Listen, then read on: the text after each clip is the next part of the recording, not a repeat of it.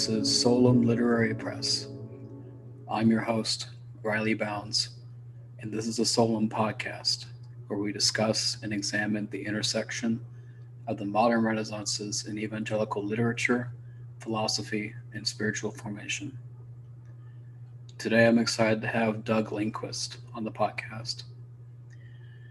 Douglas J. Lindquist is Associate Philosophy and Theology Editor of Solum Press. He graduated from New Hope Christian College with a BA in Ministry Leadership and from Talbot School of Theology with an MA in Philosophy. His academic writing has appeared in the Journal of Contemporary Theological Studies. Doug will be joining us for a series of interviews over the coming months on different topics. I'll add here that Doug is my nearest and dearest friend. He's had a lot of input in Solum's direction since its beginning, and without him, Solum wouldn't be what it is. So I love him to death, and I'm grateful he's part of this. More information will be given in the show notes, including a link to his bio on the Solum website. So Doug, welcome, and thanks for being here today. Yeah, it's my pleasure to be here. So, Doug, why don't you just tell us a bit about yourself? Namely, how did you become a Christian? Well, I was raised in a mixed family where my mom was a Christian and my dad was not. I grew up attending church regularly my whole childhood. We were forced to, me and my sisters. And I really just didn't understand church. I thought that the people were nice, and I thought that they were really good muffins. And I liked that in Sunday school, there would be games where I could win prizes and win cool toys. But other than that, I didn't really understand the point, especially as I got older. I never really understood why we were really there. I never understood what it was about. And my dad is more skeptically inclined. And so when I was 13 years old, my dad convinced my mom to let me make up my own mind about Christianity and about church. And so I decided that I really just didn't see the value of it. And so I left the church at 13. And for all my teen years, I really drifted further and further from anything to do with Jesus or Christianity or going to church. And my mom at the same time was getting much more passionate about those things. So in my teen years, she would still try to occasionally get me to go, and I would go to do her a favor, or I would go if it was Mother's Day or something like that. But aside from that, I grew more skeptical. I grew frankly more hostile. I don't think I was mean to Christians per se, but I was more hostile to Christianity the older I got. And so I would try to argue the Christians that I knew out of their faith. I would try to show them that it really had no foundation, that it had severe problems, especially when it came to the way that Christians thought about, for example, people who are homosexual. That was a big problem for me, even though I'm not, but that was just a big moral issue from my perspective. And I of course, would say things like, religion is the source of most of the violence in the world. Religion is the source of most wars, things that are, as a matter of fact, not really correct historically. Certainly, if you look at the 20th century alone, you see more deaths and more killings, not in the name of religion, but in the name of secular governments primarily. Mm-hmm. But I didn't know any of that, and I thought that I knew far more than I really did. I guess I was your typical teenager, and so I grew more sure of my rejection of Christianity, but I really just didn't understand it, frankly. I was quite ignorant.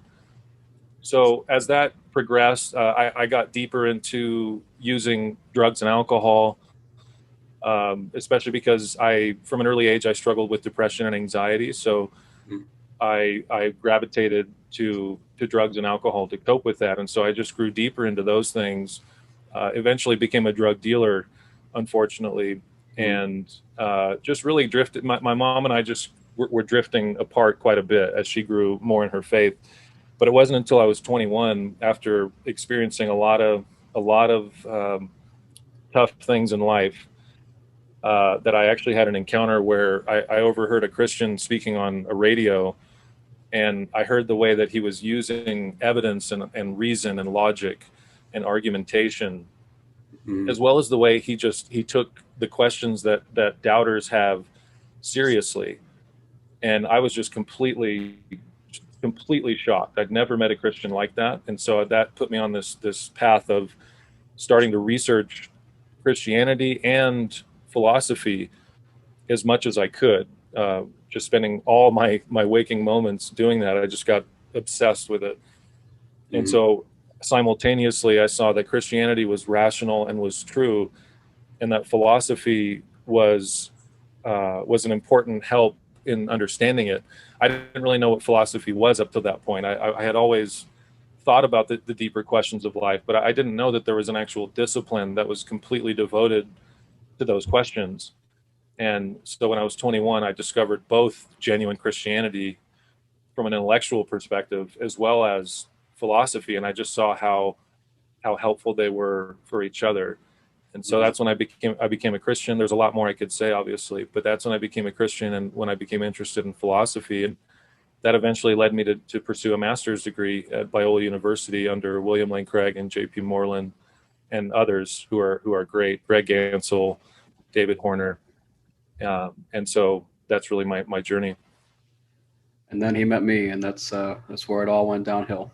But um, no, that we did meet each other in the MA program at Talbot, and it's the rest is history. So, so Doug, why don't you just tell us exactly what is philosophy and why do you think it matters? Yeah, it's a very important question. And it really is a bit of a complicated question, but of course, I'm going to really try to just make it as readily accessible as possible, because really philosophers love debating everything, and they have a hard time, notoriously, they have a hard time defining almost anything. I mean, it's because really philosophy really tries to define things in incredibly rigorous terms. And so ironically, it doesn't even have a universally accepted definition of itself among philosophers. So it's a little complicated, but for our purposes, there are at least three meanings for the word. One would just be kind of the way that people commonly use it, like my philosophy, your philosophy. And really by that, they just mean like my perspective on something, or my take, or my view on something. That's not really the way we're using the word. The way we're using the term has more to do with two other meanings. And the first meaning would be the etymology of the term itself, which goes back to the Greek word philosophia, and Mm-hmm. that it just means the love of wisdom. Philosophy in the ancient world was particularly focused on wisdom, and that primarily meant how to live well. And so it had a very practical bent. I mean, it also focused on other things, but that was one of the core aspects of it. So that's one meaning that I think is helpful to talk about. And then there's another meaning, which is philosophy back then. It really was so connected to the way somebody actually lived. Now it's not that it's not at all connected to that, but now the way it's taken on a little bit of a different meaning, in that it's more of a specific academic discipline that somebody can actually specialize in at like university, and even take on professionally as a career and get paid to do. And Mm-hmm. that understanding of it would focus on really the biggest questions in life. That understanding would focus on questions of metaphysics, which is one of the most abstract aspects of philosophy, and it really tries to understand the nature of existence, the nature of reality, Mm-hmm. um, particular things, substances, the nature of causation. What does it mean for one thing to be a cause and to produce an effect? The question of whether we have free will as human beings or not, the subject of time and space. It covers a lot of these very heady, mind-expanding questions. Mm-hmm. And then there's going to be epistemology, which is another branch of it that focuses on knowledge and on justified belief. So that area wants to really understand what knowledge is. How do we have knowledge? One of the questions that's debated in that area, or at least has been historically, is whether we can know something without being certain of it. Mm.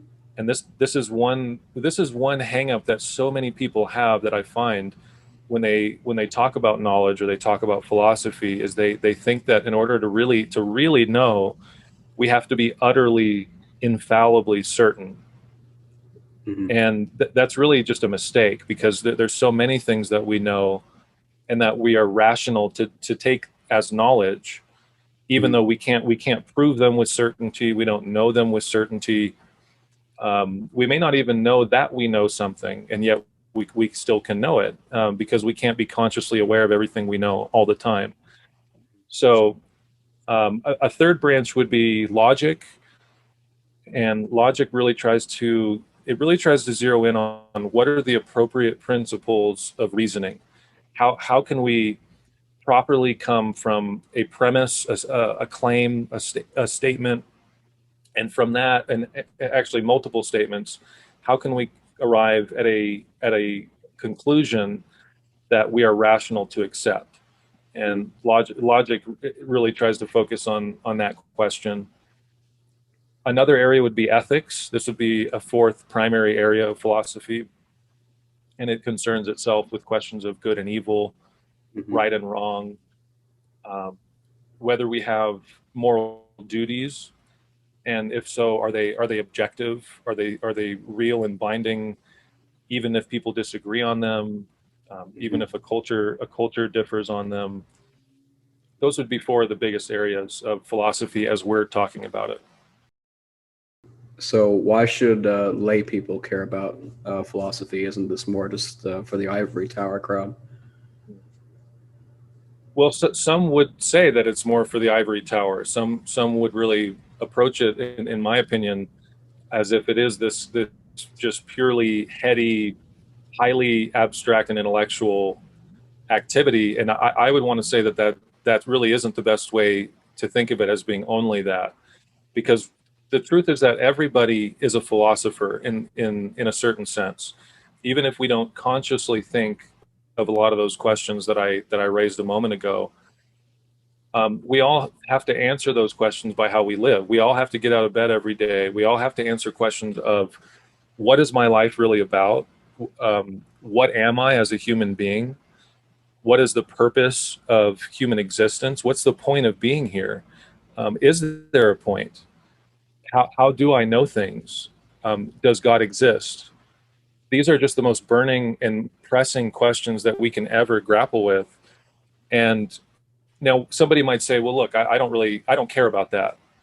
Now, setting aside the fact that's really problematic, everybody should care about this, because the moment you reflect on these questions, like life after death, or do miracles exist, or is God real, the more you reflect on that, I think if you do it sincerely, there's no way to avoid the significance of those questions.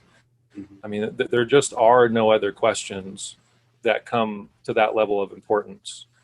And Mm-hmm. so then we have an option. The option is not so much, am I going to be a philosopher? The question is, am I going to be a good one? Am I going to live thoughtfully? Am I going to live a life of ignorance, just kind of drifting along with the currents of culture, or am I going to live an examined, thoughtful life? Mm-hmm. Um, and I think just when you look at it in those terms, I just don't think there's any way around seeing the importance of it. So lay people absolutely should care about this. I understand that we're busy people, that people have families and children and spouses, and working full time, and things like that. But it's important as human beings to set aside some time to think about these questions, and to even read up a little bit on these questions. We don't need to be experts, um, but we do want to spend some time thinking about these things, because of their unparalleled importance. Mm-hmm. Right, and I mean that shows the utility right there, doesn't it? There is utility in it, and I would even add that um, the more time we devote to these things, it changes us as people. A lot of times people will say, when they hear that you're getting a degree in philosophy, they'll say, well, what's that going to do for you? What are you going to do with that? And really, that's I understand that question, but really the more pressing question is, what is it going to do with me? because philosophy is something that's so much bigger than I am, and the importance of it is so perennial that it's going to change me into a different kind of person. The more I focus on it, I'm going to be a more thoughtful, more self-aware, frankly, more interesting person. I'm not just going to be concerned with just passing fads and fashions of society. I'm going to be just a deeper person who has, frankly, more to say and more to offer in any sphere of life. So some would object to all this and say, well, philosophers haven't arrived at any conclusions, over thousands of years of study. So why should we just press on, hoping that we can arrive at some answers? What would you respond to with that? Well, it certainly would be a mistake to think that we haven't arrived at conclusions. It might be more accurate to say that many of the claims in philosophy are intensely debated by philosophers. Now, some of that, I actually think, somewhat jokingly, that might just be because philosophers can often be just a little bit contentious personalities.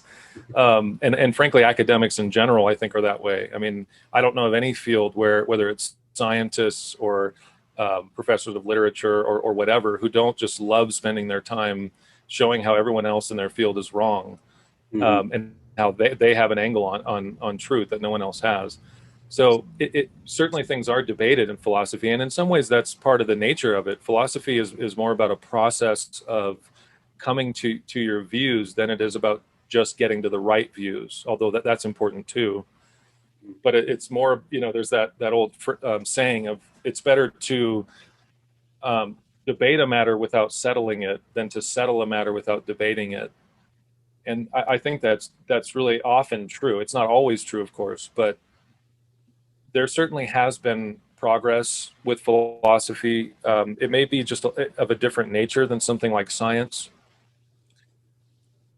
because it's dealing with more the most fundamental questions, and these questions, by their very nature, these are not something you go do a 6-month research project on and come away with some certain answer. I mean, for example, the question of the meaning of life. I mean, that's a different kind of question than what is an electron? Those are just radically different kinds of concerns. And so by its very nature, this question is going to be open to more kinds of perspectives and interpretations, because people are coming from such different backgrounds, and have different priorities. So all that to say, just because there is debate and that there's some push and pull, it doesn't mean that nobody's right. And it doesn't mean that there aren't any reliable conclusions. Do you think that Jesus was a philosopher? And if so, I mean, what was his philosophy anyway? Well, again, it's tricky to really nail down what we mean by these terms sometimes. There have been very different kinds of philosophers in the history of philosophy. Some are known almost exclusively for just short, pithy aphorisms that are just wise sayings. Some are like Aristotle, are known for much more exhaustive, systematic, book length treatments of different topics.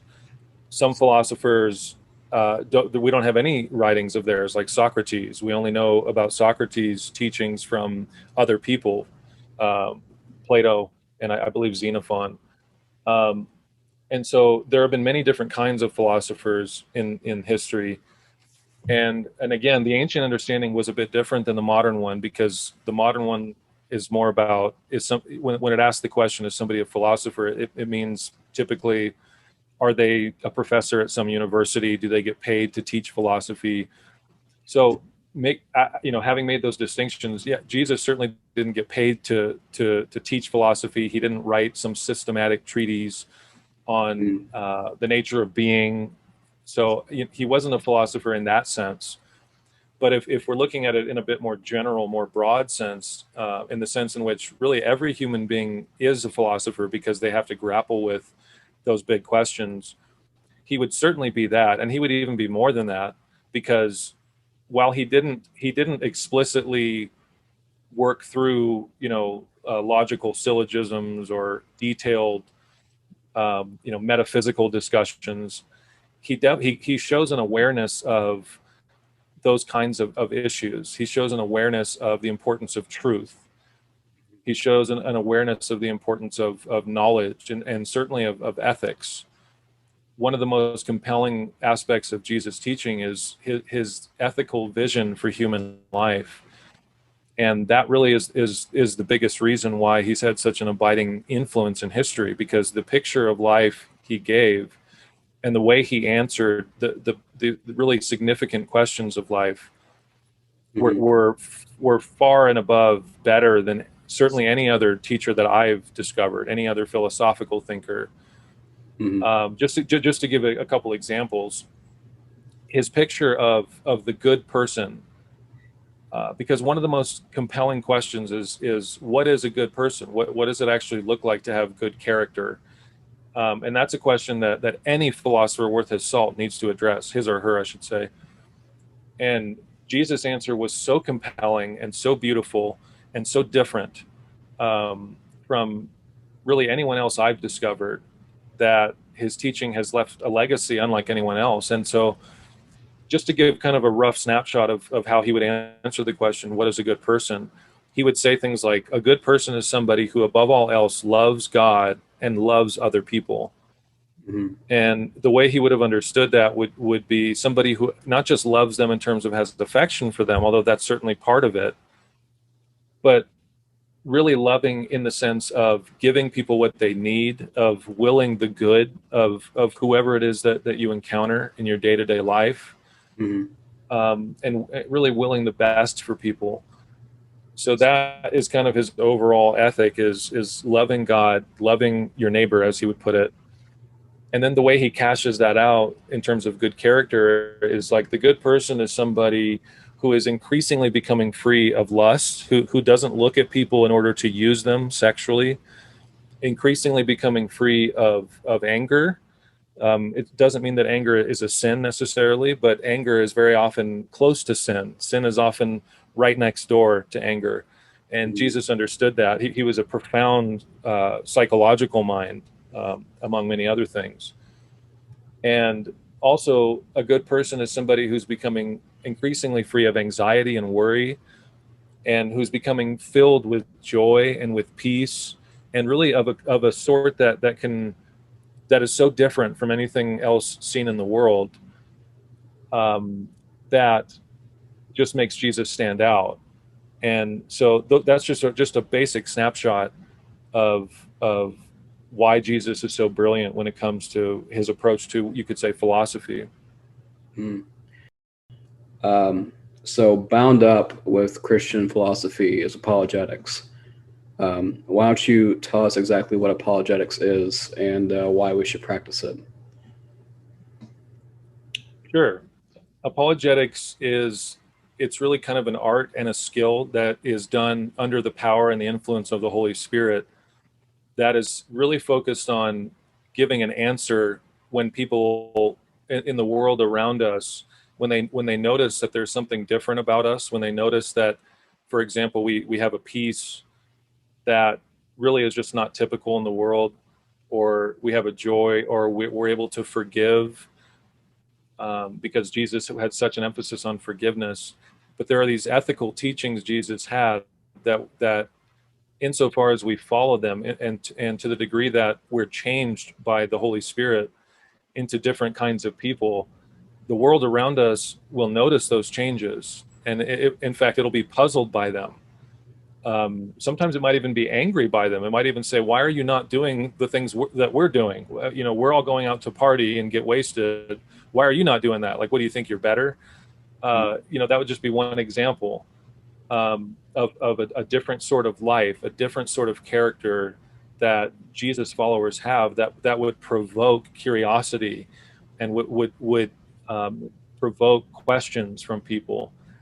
And given that foundation, apologetics then comes in and says, when that happens, we need to be ready. We need to be prepared to give an answer when people ask us, why are we different? Why are we not just going out and getting wasted like everyone else? Now, obviously, Christians can still struggle with almost anything the world struggles with. And that's certainly part of, I think, how God God walks with us in our journeys. And so when we come to Christ, we certainly are not perfect and will never be perfect in this life. But that being said, there still is meant to be a significant difference in our lives, and especially not primarily just comparing us to the world, but comparing us to the way we used to be. Is that, the big change Jesus offers, like for me and for other believers, is really just I'm a different version. Hopefully I'm a better version of myself than I was when I came to Christ 12 years ago. And so when those changes are happening, the world around us will tend to notice and will ask us those questions. So apologetics just says we need to be ready with answers and with evidence and with arguments, not in the sense of fighting, but in the sense of just giving reasonable premises and claims that lead to a reasonable conclusion. Mm-hmm. And so that's a big part of apologetics. Now, certainly there can be times where there's a little bit more of a strong debate element to it. There can be times where there are just many different contexts of doing apologetics. But that would be kind of the basic idea. Sometimes we talk to brothers and sisters in Christ who, they'll rebut and say, well, you can't argue people into faith, so that's a very common retort. What would you say to people like that? Those kind of claims always put me in an awkward position, because my immediate answer is that that's obviously false, because here I am. Because for me, apologetics was just central to my coming to Christ. It was central for multiple reasons. One of the biggest was that it cleared away doubts that I'd had. Mm-hmm. It cleared away ignorances that I carried about Christianity. And then it also just gave me positive reasons to think that Christianity really was especially compelling in the marketplace of ideas, that it really does stand out for its historical pedigree, but then also for its just intellectual, philosophical, just credibility. I mean, it was just so much more cogent than any other system that I studied, any other system of ideas, whether atheistic or other religions. So there just isn't really any way of getting around it. And we do see multiple cases in the scriptures. Maybe we'll go into that on a later interview, but multiple cases where the Apostle Paul engages in apologetics. In Jude, in the New Testament, it tells us to contend earnestly for the faith. There are plenty of examples, Paul at the Areopagus, where the biblical figures use evidence and arguments, and the Holy Spirit uses the apologetics that they do in order to win people over to Christ. And so we do see that done successfully in the scriptures. It doesn't mean that every time we do it, it's going to be some kind of mechanistic result where if you just give evidence and arguments, people just kind of submit. I mean, that's not really how it works. The real purpose of apologetics is to help people who have sincere questions to come closer to Christ. And even if it doesn't mean they're going to accept Christ, anytime we can help clear the path by dealing with certain questions and challenges, we can just move the dial of people's spiritual lives a little bit closer to Christianity. And all the while, we're respecting their own agency. We're not trying to force anything on them. We're not trying to proselytize in some kind of inappropriate sense. We're not trying to deceive or intellectually muscle people into the kingdom against their will. We're trying to trust the Holy Spirit to use our preaching, to use our testimony, to use the scripture, to use many different kinds of tools, really just to help people get a clear, honest look at Jesus in all of his beauty and all the truth that he presents. I know that I know some people will object to that and say that all we need is love, and all we need is a gospel, to share with people. That's worked for Billy Graham. It's worked for hundreds and hundreds of years. Why do we need to change that now? Aren't we just like doing something that's in vogue right now. What would you just say to people who think that we don't need apologetics generally?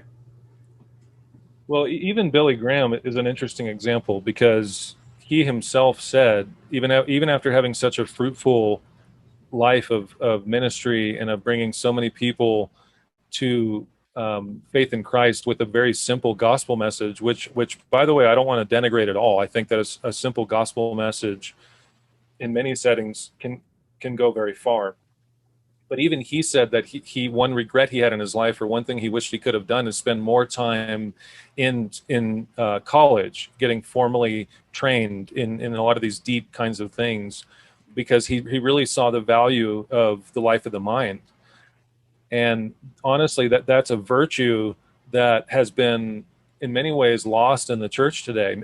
So often today, non-Christians look at the church, they look at Christians, they look at Christian faith. Just to be frank here, I don't mean to offend anyone, but they look at it as kind of stupid or silly or irrational. They often say things like, well, if that sort of thing works for you, and it's this kind of thing where it's like, they don't mean to necessarily be condescending, but it's like, yeah, if you're kind of like weak, or if you need that as kind of a hobby, or if you want it like a nice warm blankie, that where it just kind of comforts you, and it really has no connection to reality or to anything that we would consider intellectually respectable beliefs that adults should have. But if it works for you, and notice, by the way, they would never say that about things like mathematics. They would never say that about science. They would never say things like, well, if the newspaper works for you, then you can believe it, or anything of that sort. But they say it about religion because they see it as on the level of a hobby or just kind of a mere opinion. And a lot of that is because the church has abandoned its historic tools, its arsenal of how it engaged with the non-believing world. Mm-hmm. And the Apostle Paul, for example, defines spiritual warfare as the demolishing of strongholds, of arguments, of ideas, battling them not with carnal weapons, not with physical weapons, because that's not the nature of our warfare as believers, but with spiritual, powerful arguments. Spiritual warfare is overwhelmingly a matter of ideological conflict. And so that's one reason why Christians are called to be engaged in the life of the mind. We're called to love the Lord with all of our being. And Jesus did even specifically say mind, as well as every other part of our being. Mm-hmm. So those are some other reasons to take this seriously. But when it comes to the issue of thinking, well, if we just love people, if we just do good things for them, then they're going to come to Christ. Or even if we act loving and nice and we share the gospel, that may well work. That may well work for many people. But in our society, given the plausibility structure, plausibility structure just means the beliefs that a society is willing to consider as even plausible, which Christianity is now outside of that area. Christianity, for most people in America, especially for what are called the nones, people who don't identify as any religion, and especially for younger folks like millennials, Christianity is not even something that's plausible. It's not even on their radar as something that could even possibly or plausibly be true. Mm-hmm. And so it's very important for us to really take up the resources God has given us.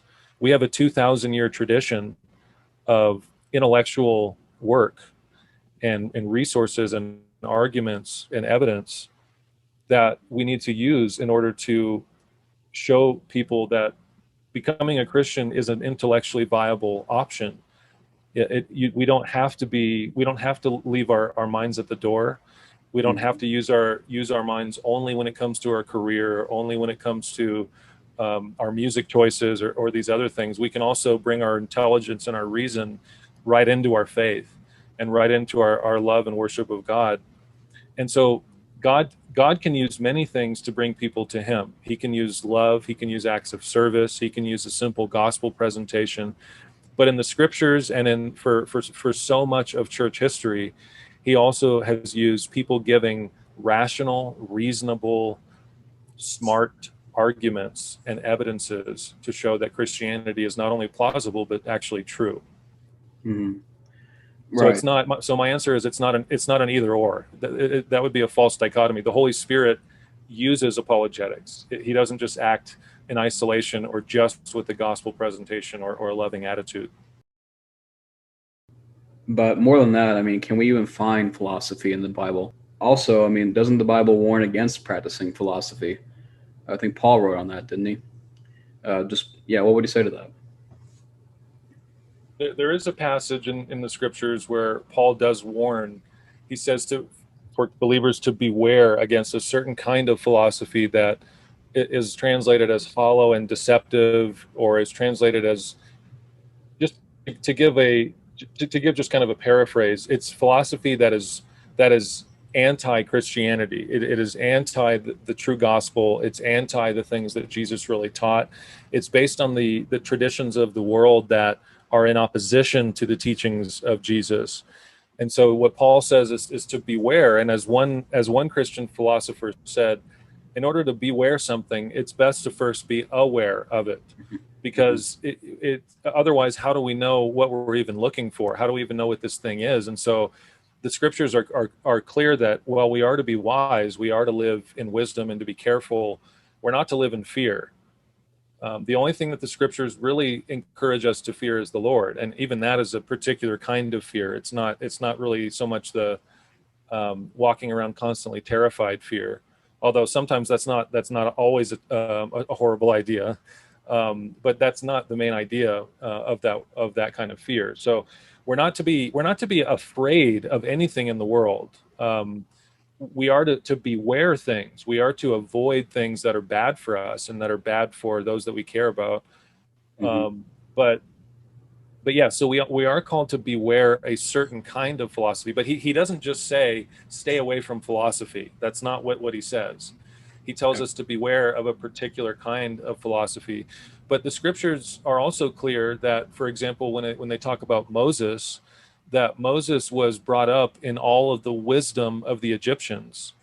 So for one thing, the Bible doesn't say that non-believers have no wisdom, that if something is secular, it's automatically bad, or it's automatically foolish, or something like that. It just doesn't teach that, because everybody is made in God's image, and every culture has aspects of truth and wisdom and knowledge, just because they're made in God's image. And so we can't, anything that's human is going to get something right, even if it gets lots of things wrong, Mm-hmm.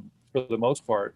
So the Bible does refer in positive ways to wisdom that is not even necessarily Christian. But what it warns us against is traditions and ideas that go against Jesus and go against the teachings of Christ. So just because something is not Christian doesn't mean it's anti-Christian. Those are two different things. And Mm-hmm. as believers, we want to try to benefit from everything that's worthwhile in the world. We don't want to just say, oh, well, that came from an atheist, or that came from a Mormon, or that came from a Muslim. I mean, what we're called to do is to appropriate good things and truths wherever we see them, even though we know as Christians that the greatest source, the most complete and comprehensive and reliable source of truth about anything is going to be about God at least, is going to be in the scriptures and about Jesus. Mm-hmm. But the scriptures do not try to be a textbook on every issue. They don't try to be. It doesn't try to be a chemistry textbook, or an anthropology textbook, or something like that. It tries to give us the best information about the things that are of the greatest importance. So yes, we are to be aware. We're to beware of certain kinds of philosophy. And by the way, some kinds of philosophy really are not something we want to spend our time on. There are aspects of thought that frankly would be very unhealthy, would be very destructive, very unhelpful, very pessimistic. A lot of philosophy done outside of Christ, though of course not all of it, not nearly all of it, but a lot of it is not something we could affirm as Christians. That's absolutely true, but that's also true of a lot of theology. There's plenty of theology that's off too, but that doesn't mean we throw out all of theology. Right. So we need to appropriate what's good wherever we find it.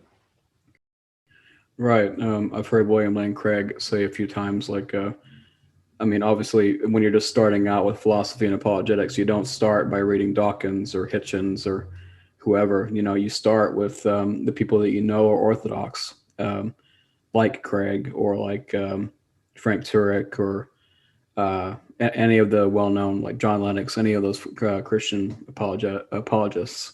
Mhm. So there is no dearth of resources out there.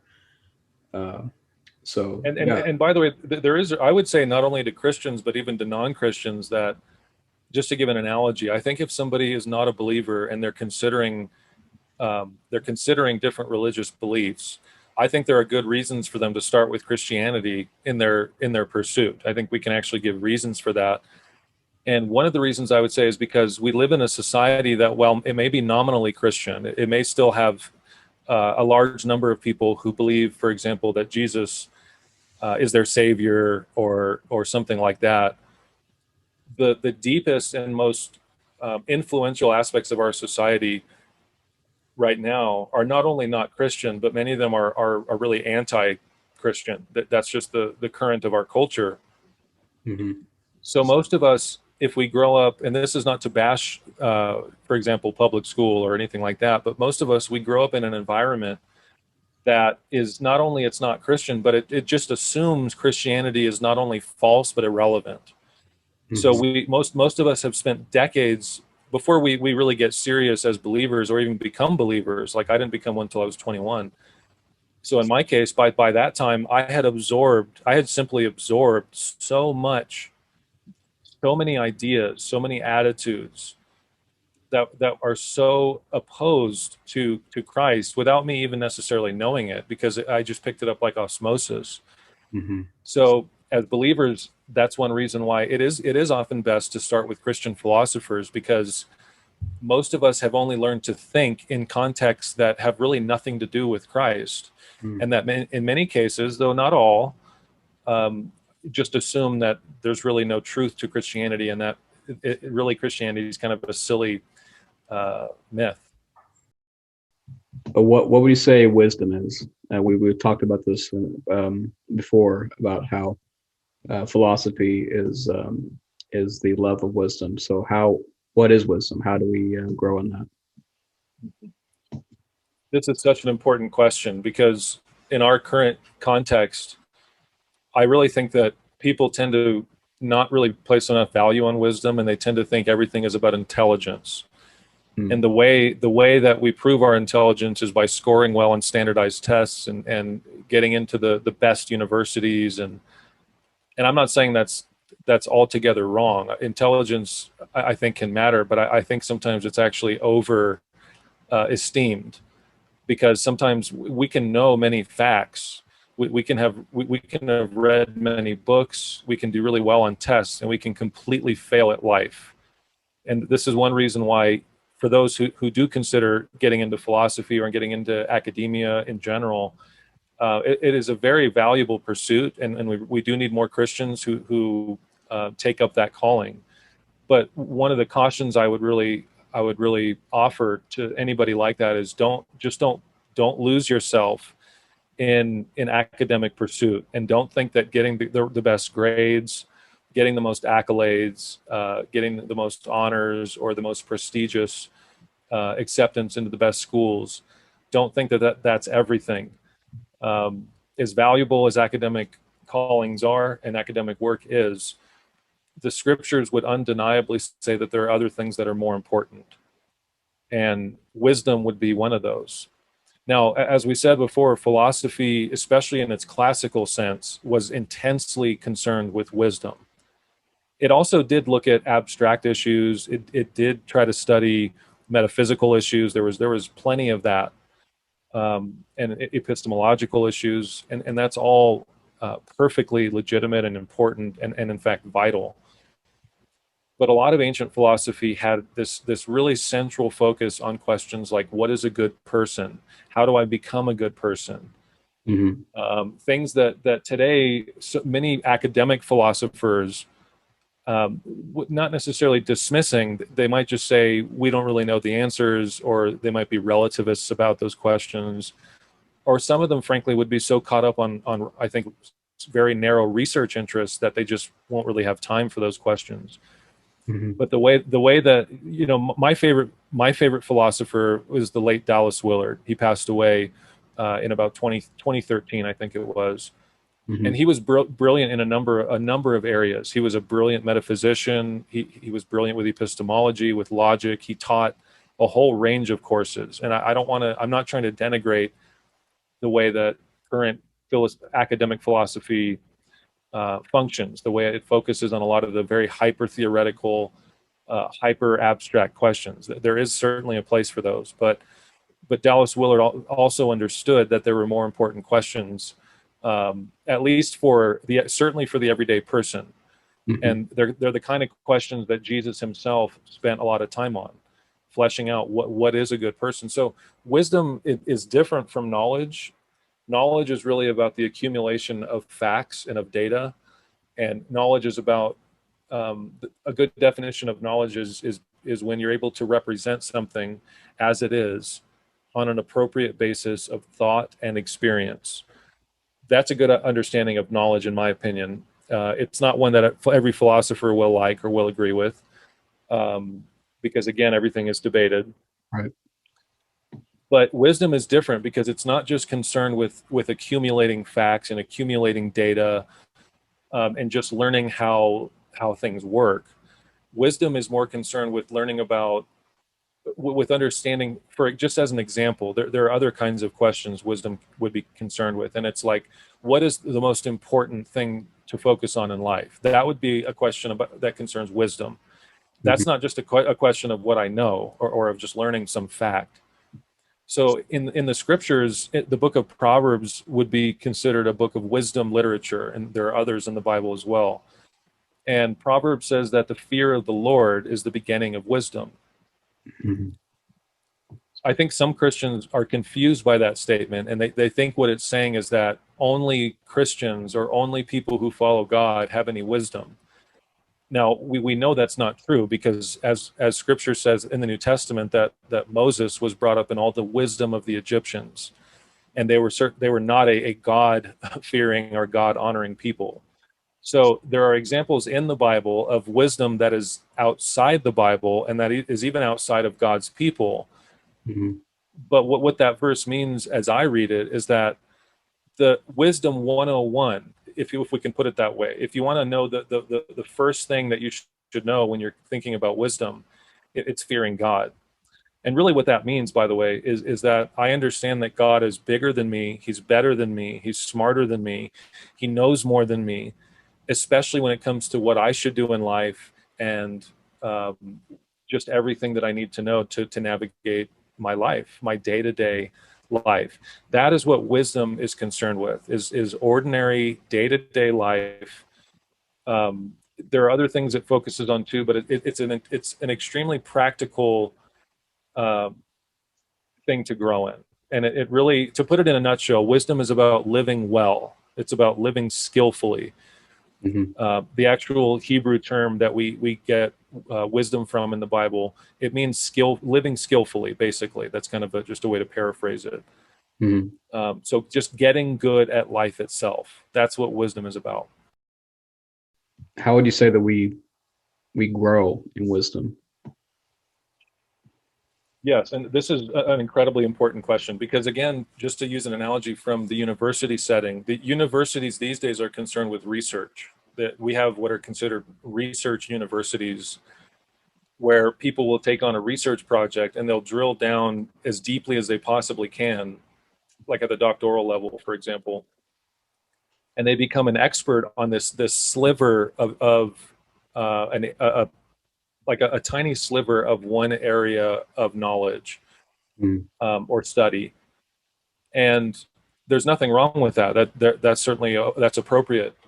But again, to go back to the classical and the biblical approach, it's much more about this general concern for living well overall. And the answer that not only the scriptures gave, but for example, that even Aristotle gave, is that the way to become wiser is to pick an exemplar, which just means somebody who already clearly has the virtue of wisdom, somebody who's already making good choices in life, who is who's pursuing a flourishing human existence and is really making progress in that.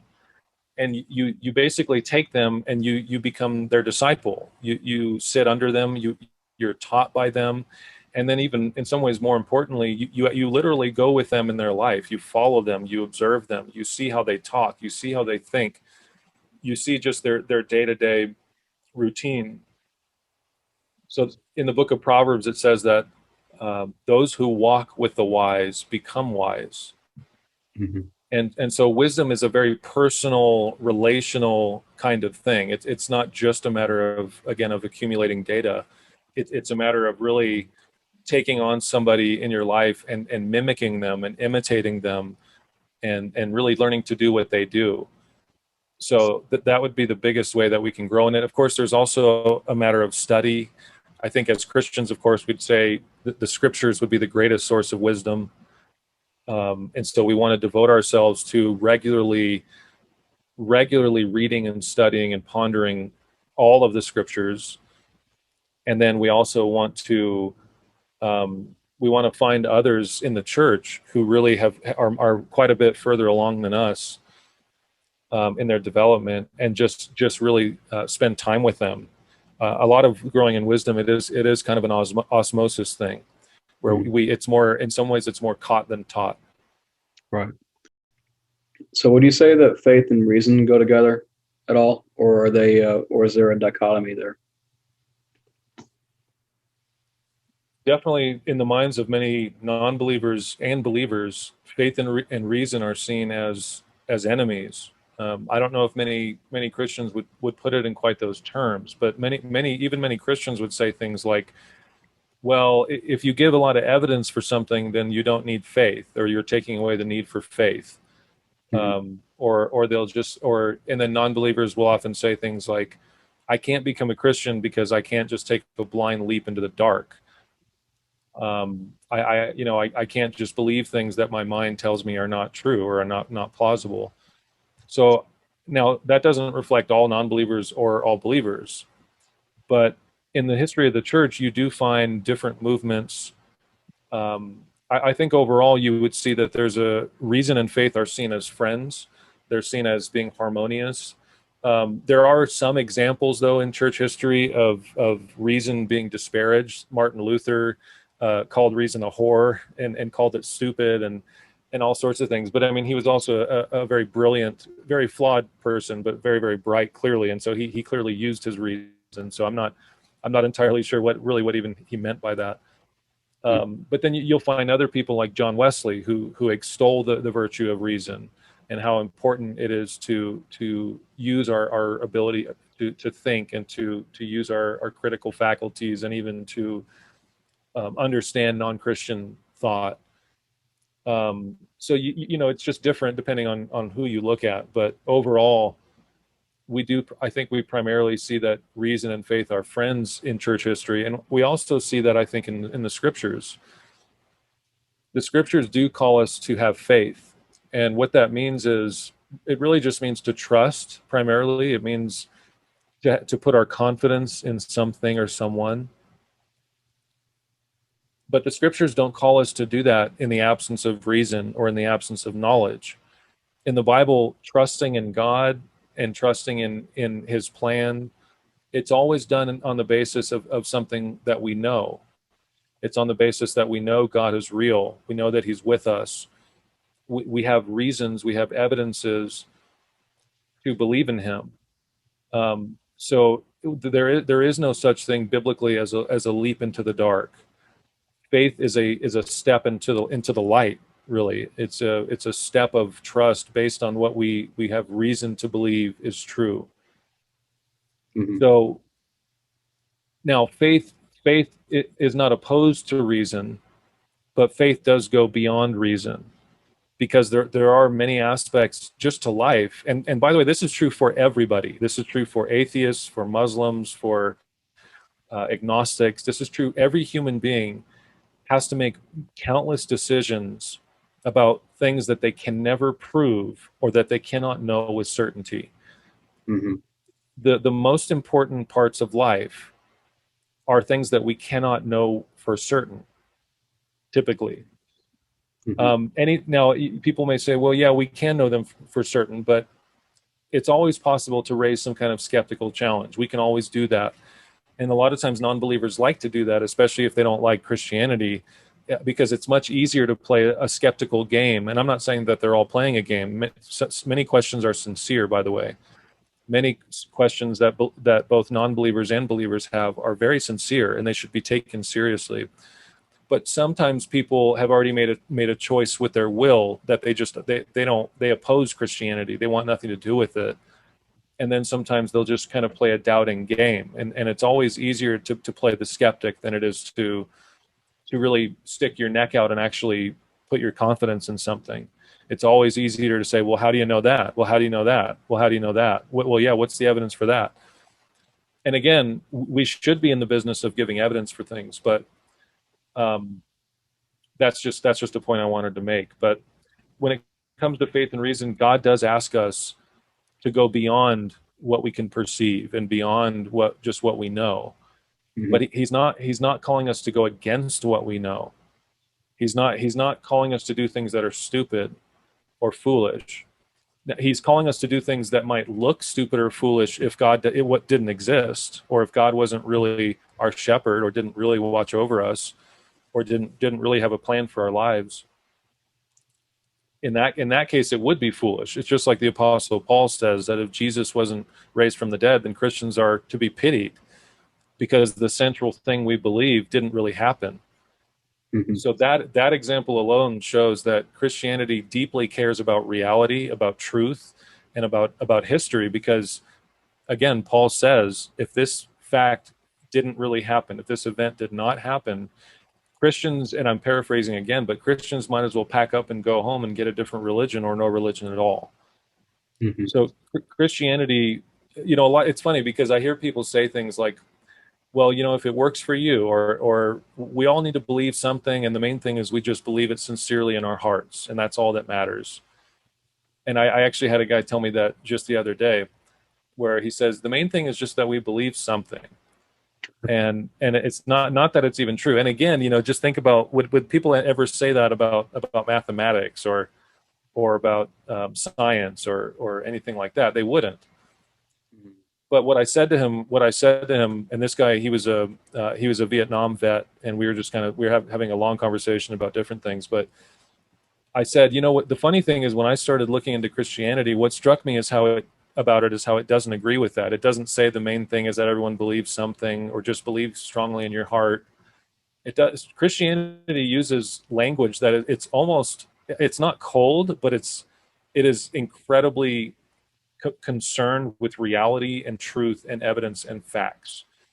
And so that's what I said, is that I told him about how the Apostle Paul said that if Christ wasn't raised from the dead, then Christians are to be pitied. We are pathetic. We'd be better if we just went and partied it up or something, because we'd be believing a lie. And so faith and reason, on the biblical view, they're friends and they're not enemies. Well, Doug, you've given us a ton to think about, and you've, I think, even given a very strong defense of Christianity, even in just discussing exactly what it is that a Christian philosophy is and what apologetics is. So, in closing today, what exactly are you looking for in a philosophy submission to Solum? What makes a philosophy paper good? There are a few things that go into that. Probably the most important aspect is that it would be clear. Clarity is one of the greatest virtues, really, with writing in general, but especially writing in philosophy. So if you're writing a philosophical paper that you want to submit to the journal or submit anywhere, one of the most important criteria to use to assess how good it is it clear? Is it something that almost anybody could pick up, even if it's difficult, even if it gets into meaty subject matter, as philosophy does? Is it at least clear what you're trying to do? Is it clear? Are you making an argument? Are you showing that an argument is flawed? Are you clarifying a concept? What exactly are you trying to do? What is the purpose of the paper? What is the goal of the paper? And so clarity is going to be one of the biggest ones. Also, modesty is really important. And by that, what I mean is you want to have a narrow scope, a narrow focus. You don't want to try to tackle every question or even some huge question. You usually want to zoom in on one aspect of one question, and then just devote your paper to clarifying and analyzing and perhaps arguing for or refuting that aspect. So clarity and modesty are important. The topic you pick is also very important. It's important that it would be an actual philosophical topic. Sometimes people who maybe aren't very, haven't been exposed to much philosophy, they really look at philosophy in that one of the first senses we mentioned earlier, where they think philosophy is just like your take on something or your personal experience, or maybe even your testimony. I mean, I've seen a lot of different confusions about what philosophy is, and I just want to say that philosophy needs to fall under one of the actual disciplines of the field. It needs to be something in metaphysics, needs to be something in epistemology, something in ethics, something in what's called philosophy of religion, something in philosophy of time. There are so many subdomains of this discipline. And ethics is going to be always going to be a burning subject, because especially in our society now, questions of justice, questions of race, things like that are going to be very pertinent. Philosophy of gender, these are all going to be very significant things, but these are all going to be actual proper subdisciplines of philosophy. So it's not just, philosophy isn't just writing your thoughts on something or your experience.